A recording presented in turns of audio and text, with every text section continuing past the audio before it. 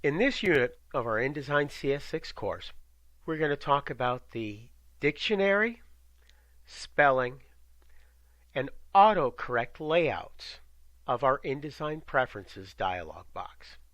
Let's start first with the dictionary. We have some options here. The language by default is set for English USA if you have an American install, although we have a number of other options here, as you can clearly see. And the default install for wherever you are worldwide is what will be loaded in for the language for your dictionary. You have the option when you install, or if you choose to change your preferences to reinstall certain elements of InDesign CS6, to add more than your default dictionary. So you could actually check spelling, justification, hyphenation rules for any of a number of languages at the same time when you're working with InDesign CS6 documents. We're going to leave it at the default setting where we had it before. So in my case, what I'm going to do is I'm going to make that English USA. And beneath that, you'll see exactly where that is stored in your system. So in my case, since I'm working with a Windows PC today, it shows it in my C directory, users, Randy Hagen, and a long way down to where the user dictionaries are. You can add more dictionaries if you choose without doing the reinstall by simply clicking on this Add User Dictionary, and what it would do is it would allow you to navigate to wherever that location is, as I said, users, Randy Hagen, and then however deep it goes to where the user dictionaries are, and you can add additional ones directly in the Preferences dialog box. Hyphenation, we have a number of rules for that. We can set that for proximity, which basically means if you get to a spot where it's looking to break a word in the middle, it will look at a space before it gets to the end of your text frame, where if it finds a spot to apply that hyphen, it's going to do it. It could also set it against rules where we've got user dictionary, and then Hunspel, in this case, applies a number of grammatical rules that allows InDesign to almost perfectly, almost being the operative term, know where common hyphenation points are and do that correctly for you. Beneath that, we've got the rules and options we can set for double quotes and single quotes. And as I click on that, we've got a number of rules for doing that that correspond basically to different languages. So as that's set, we could do that with bracketing. We could also use these for specialized communications. For example, publishing scripts for plays and TV shows. We have options for defining brackets that make that easier to see for specific uses in specific languages. We'll go for the default for our USA English, which shows the quotes coming in and out for the double quotes and the single quotes. Hyphenation exceptions.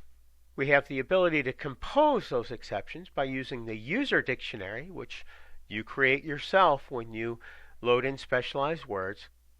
Use it for an individual document, so what it'll do is it'll look for examples that you've already typed of a word, and if it matches up, it'll allow that. If there's a difference between the last 3 times you use that term in the same document, it would alert you. And then the user dictionary and document, which allows you to do both. We're going to go for the user dictionary and document option here because that gives us the most flexibility to work with it. With our user dictionary, we have the option to merge the user dictionary into the document or recompose all stories when they're modified. And what we're talking about with the dictionary is more than it checking our spelling. It also contains the rules that we use for the hyphenation to break those inside the word and the justification to define how it fits in a line from one line down to the next, as it does a wrap around for that. Let's go to our spelling layout next. As I go to the spelling layout, it talks about, first of all, what it'll do to alert you where you have problems. In this case, we've got checkboxes for all the options. So misspelled words, repeated words. So if I type the twice, it'll let me know that I have an error if I spell check. Uncapitalized words, now that doesn't mean any word that's uncapitalized. It just means ones that aren't stored in your default dictionary or your user dictionary specifically to match the case if you select that option when you install it. And then finally, uncapitalized sentences. Anywhere it sees a period, if the next character that's typed after however many spaces doesn't have a capital letter, it'll automatically alert you. Now we have dynamic spelling options available as well, and in this case what that does is it uses a number of spelling rules over and above the exact spelling of the 250,000 word hyphenation and justification dictionary you have loaded in for USA English as an example. We're going to leave that checked off because while those rules could be almost perfect, it's a lot better for us to just run off the dictionaries and for it to alert us to any word that isn't included. Let's go to the last spot, and that is the autocorrect layout. This will be the last one of these layouts we talk about in this unit of our InDesign CS6 course. We've got an option to enable autocorrect. I wouldn't normally turn this on, but to demonstrate it to you, I will hit that checkbox, and as I select it, what it does, it shows rules for autocorrect, that it would change a word that I typed in to a word automatically in InDesign CS6. So if I typed, for example, A-B-B-O-U-T, it's going to say that's a misspelled word, and it's going to automatically correct it to A-B-O-U-T, about, without me even asking for it to do a spell check.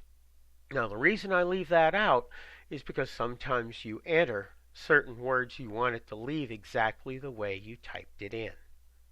Also, as we've often found out, when you do autocorrect, sometimes it comes up with some pretty embarrassing corrections for you that were not what you originally intended.